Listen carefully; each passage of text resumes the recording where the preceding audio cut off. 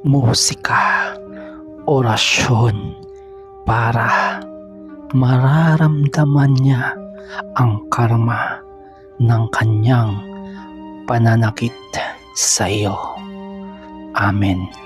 Claim it, claim it, claim it.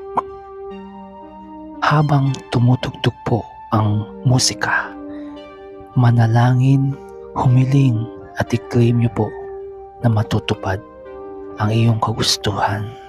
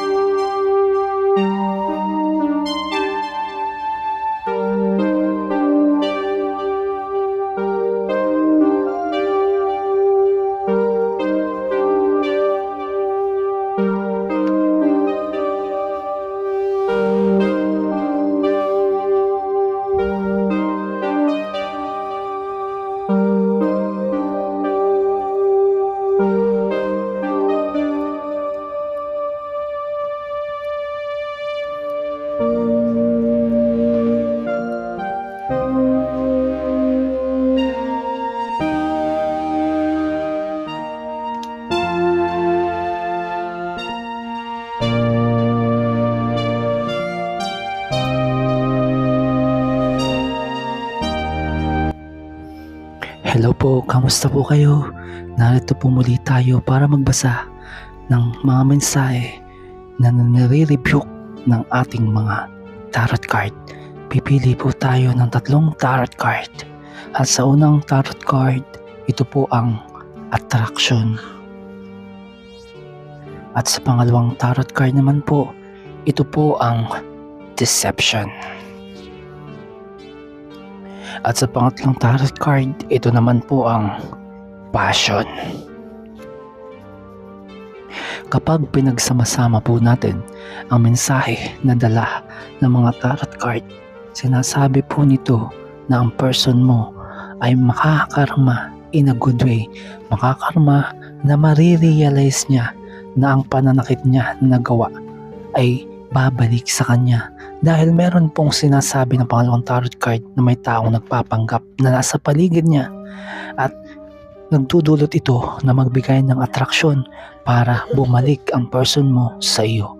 At sa pangatlong tarot card, sinasabi po na merong ligaya o joy, happiness na paparating para sa iyo. Kailangan enjoyin mo lang po yun at huwag mong hayaang mawala. Sa makatuwid, kapag ang iyong person na malayo sa iyo ay may ginawang masama, nasaktan ka niya, huwag ka pong maging hopeless dahil may pagkakataon po na babalik siya sa'yo dahil mismong siya ang makaka-realize na mali ang kanyang ginawa at ikaw pa rin ang pipiliin niya sa huli.